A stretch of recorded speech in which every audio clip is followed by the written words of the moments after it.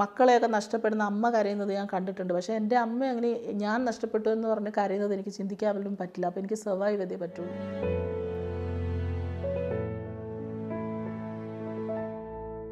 ഇപ്പോൾ മലയാളത്തിൽ സർവൈവൽ സ്റ്റോറീസിൻ്റെ ഒരു കാലഘട്ടമാണ്. മഞ്ഞുമ്മൽ ബോയ്സ് ഒരു റിയൽ ലൈഫ് ഒരു ഫ്രണ്ട് എങ്ങനെ ഒരാളെ ഹെൽപ്പ് ചെയ്തു എന്നുള്ളതിൻ്റെ ഒരു സ്റ്റോറി. അതുപോലെ തന്നെ ഇനി ഇറങ്ങാൻ പോകുന്ന ആടുജീവിതം നജീബിൻ്റെ 2 വർഷത്തെ സൗദി അറേബ്യയിലുള്ള ഒരു ഡെസേർട്ടിൽ എത്ര കഷ്ടപ്പെട്ടാണ് സർവൈവ് ചെയ്തതെന്നുള്ളതിൻ്റെ ഒരു സ്റ്റോറിയാണ്.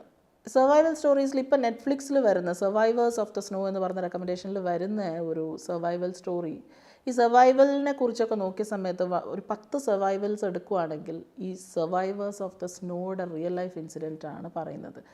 ഇത് ഏൻഡസ് എന്ന് പറയുന്ന മലയിൽ 1972 ഉണ്ടായിരുന്ന ഒരു ഫ്ലൈറ്റ് ആക്സിഡൻ്റാണ്. ഈ ഫ്ലൈറ്റ് ആക്സിഡൻറ്റ് സംഭവിക്കുന്നത് ഇതിനകത്ത് കുറച്ച് ആളുകൾ റഗ്ബി പ്ലെയേഴ്സ് കളിക്കാനായിട്ട് പോവുകയാണ്.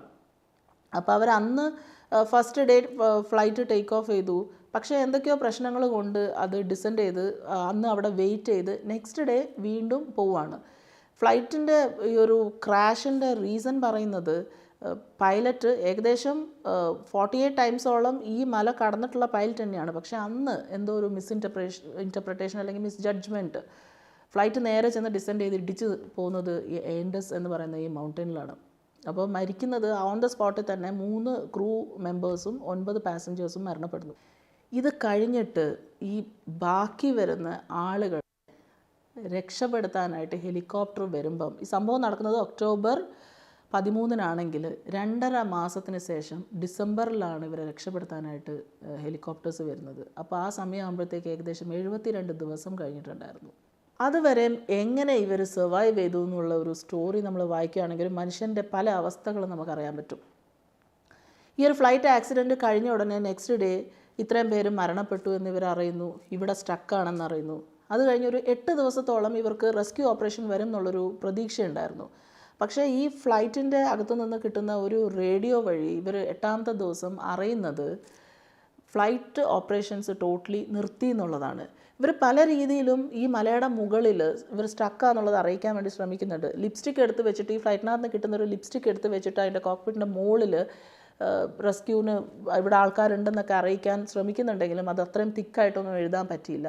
അതേപോലെ തന്നെ ഒരു അവസരത്തിൽ എല്ലാ ആൾക്കാരുടെയും ലഗേജസ് എടുത്ത് വെച്ചിട്ടൊരു പ്ലസ് മാർക്ക് പോലെ ഇവർ മലയുടെ മുകളിൽ ക്രിയേറ്റ് ചെയ്യുന്നുണ്ട്. പക്ഷേ അതും റെസ്ക്യൂ ഓപ്പറേറ്റേഴ്സ് കാണുന്നില്ല. അങ്ങനെ 8 ദിവസത്തിന് ശേഷം ഇവർ ട്രാൻസിസ്റ്റർ ഓൺ ചെയ്ത സമയത്ത് അറിയാൻ പറ്റുന്നത് ഇങ്ങനെ ആൾക്കാർ ആരും ജീവനോടെ തന്നെ ഇല്ല. അതുകൊണ്ട് തന്നെ റെസ്ക്യൂ ഓപ്പറേഷൻസ് സ്റ്റോപ്പ് ചെയ്തു എന്നുള്ളതാണ്.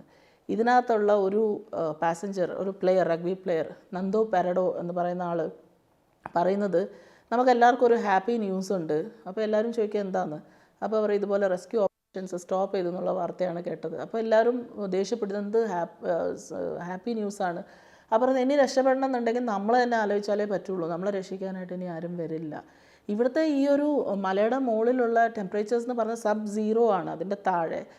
ഇത് കഴിഞ്ഞ് ഇവർ 8 ദിവസത്തോളം ഇവർ എങ്ങനെ സർവൈവ് ചെയ്തു. ഇവിടെ ഭക്ഷണം കഴിക്കാമെന്ന് പറയുന്നത് ഈ ഫ്ലൈറ്റിനകത്തുനിന്ന് കിട്ടിയിട്ടുള്ള കുറച്ച് വൈൻ ബോട്ടിൽസ് ഉണ്ട്, അതുപോലെ ജാം, ചീസ്, കുറച്ച് ചോക്ലേറ്റ്സ്. ഒരു ചോക്ലേറ്റൊക്കെ വെച്ചിട്ട് 3 ദിവസമാണ് ഇത്രയും ബാക്കിയുള്ള ആൾക്കാർ സർവൈവ് ചെയ്യുന്നത്.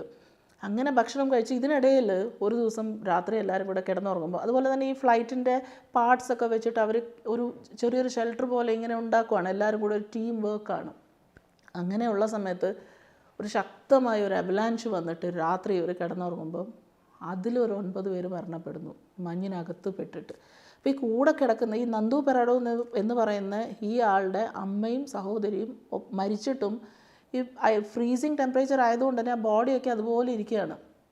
അങ്ങനെ ദിവസങ്ങൾ കഴിയുന്നു. ഇവർക്ക് ഫുഡ് ടോട്ടലി തീർന്നു പോകുന്നു. ലെതറിൻ്റെ ഷൂടെ ലേസ് കഴിക്കുന്നു, അതുപോലെ ലെതർ സീറ്റൊക്കെ തുറന്ന് നോക്കിയിട്ട് അതിനകത്ത് എന്തെങ്കിലും കഴിക്കാനുണ്ടോ. കെമിക്കലാണ് കഴിക്കുന്നതെന്നറിയാം, പക്ഷേ സർവൈവ് ചെയ്യാനായിട്ട് എന്തെങ്കിലും കഴിച്ചില്ലേ പറ്റുള്ളൂ.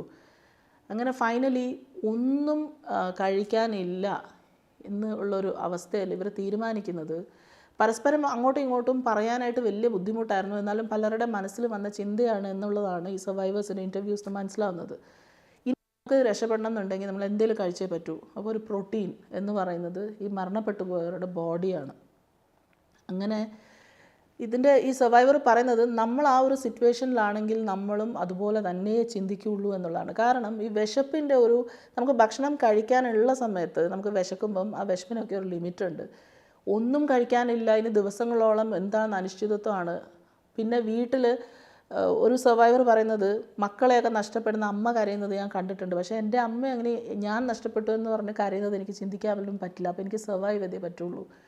അങ്ങനെ കൂടെ ഉണ്ടായിരുന്ന ഫ്രണ്ട്സിൻ്റെ ബോഡി കഴിക്കാനൊക്കെ ആയിട്ട് ഇവർ തീരുമാനിക്കുന്നു. അതിൽ ആദ്യം ഒരാൾ ചെന്ന് ചെറിയൊരു പീസ് എടുത്ത് അത് സൺ ഡ്രൈ ചെയ്താണ് ഇവർ കഴിക്കുന്നത്.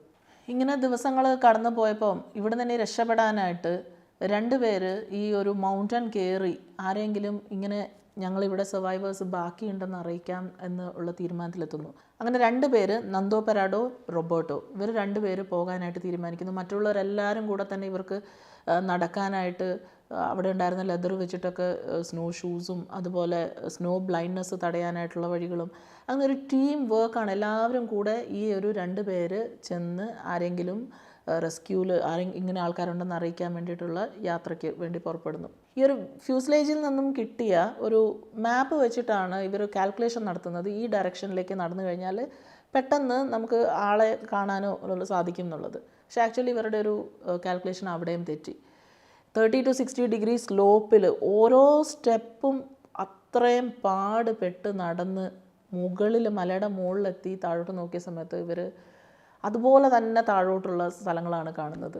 ഒരു റോങ് ഡയറക്ഷനിലായിരുന്നു ക്ലൈംബ് ചെയ്തത്. അപ്പോൾ എത്രയോ ദിവസമായിട്ടുള്ള സ്റ്റാവേഷൻ, ഭക്ഷണമില്ല, അവിടുത്തെ ഒരു തണുപ്പും ഇതുപോലെയുള്ളൊരവസ്ഥയും ഇതെല്ലാം കഴിഞ്ഞ് ഇങ്ങനെ നടന്ന് മുകളിലെത്തിയിട്ട് തെറ്റായ ഡയറക്ഷനിലായിരുന്നു നടന്നതെന്ന് അറിയുമ്പോൾ ഇവർ ചിന്തിക്കുന്നത് ഇനി ഇവിടെ കിടന്ന് മരിക്കാൻ മാത്രമേ പറ്റുള്ളൂ, ഇനി എന്ത് ചെയ്യും?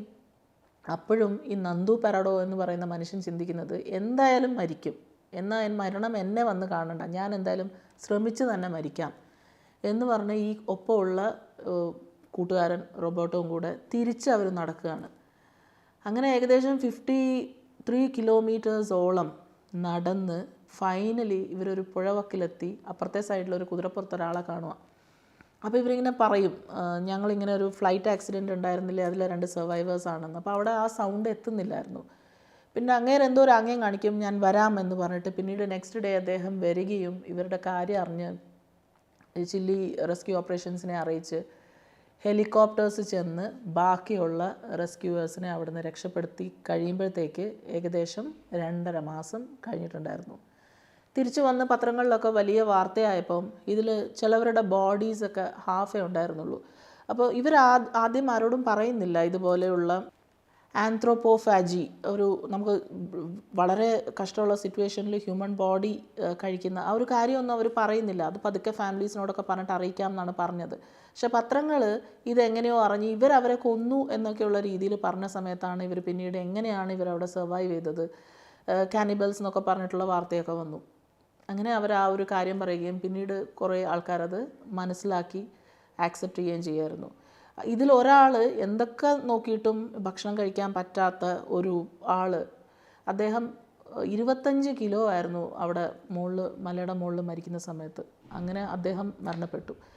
പിന്നെയുള്ള സർവൈവേഴ്സിൽ ഇപ്പം 2 പേര് ക്യാൻസറും അങ്ങനെയൊക്കെ ആയിട്ട് മരണപ്പെട്ടു പോയി. ബാക്കിയുള്ളവർ നല്ല ഹാപ്പി ആയിട്ട് ജീവിക്കുന്നു. ഇപ്പം ഈ ഒരു സിറ്റുവേഷനിൽ ഈ നന്ദോ പെരാഡോ എന്ന് പറയുന്ന ആളെയാണ് ബാക്കിയുള്ള എല്ലാവരും പറയുന്നത്. അദ്ദേഹത്തിൻ്റെ ആ ഒരു സമയത്തുണ്ടായിരുന്ന ഡിറ്റർമിനേഷൻ, എന്തായാലും മരിക്കില്ല, ജീവിച്ചേ മതിയാവുള്ളൂ. അദ്ദേഹം 3 ദിവസം അൺകോൺഷ്യസ് ആയിരുന്നു ഈ ഫ്ലൈറ്റ് ആക്സിഡൻറ്റ് നടന്ന സമയത്ത്. എന്നിട്ട് 4ാമത്തെ ദിവസമാണ് ഈ ഒരു മഞ്ഞിനകത്ത് നിന്ന് എഴുന്നേറ്റ് വരുന്നത്. പക്ഷേ പിന്നീട് ഡോക്ടേഴ്സ് പറഞ്ഞത് ആ അൺകോൺഷ്യസ് ആയതാണ്, ഈ തണുപ്പ് സിറ്റുവേഷനാണ് ഒരു പക്ഷേ അദ്ദേഹത്തെ മറ്റ് ഡാമേജിൽ നിന്നും രക്ഷിച്ചിട്ടുണ്ടാവുക എന്നുള്ളതാണ്. എന്നാലും ഒരു കാനിബലിസം എന്നുള്ള ഒരു സംഭവത്തിൻ്റെ ബേസിലാണ് ഈ ഒരു സ്റ്റോറി പുറത്ത് വന്നതെങ്കിൽ പോലും ഇതിനകത്ത് ഒരു മനുഷ്യന് സർവൈവ് ചെയ്യാനുള്ള ഇൻസ്റ്റിങ്ക്റ്റ്, ഒപ്പം നിൽക്കുന്ന ടീം വർക്ക്, അങ്ങനെ ഒരുപാട് കാര്യങ്ങളാണ് ഈ ഒരു ആൻഡസ് ഫ്ലൈറ്റ് ഇൻസിഡൻറ്റ് കൂടെ നമുക്ക് മനസ്സിലാവുന്നത്.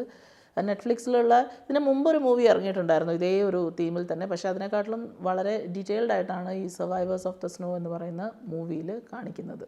വീണ്ടും മറ്റൊരു വീഡിയോ ആയിട്ട് കട്ടൻ ടോക്സിൽ കാണാം.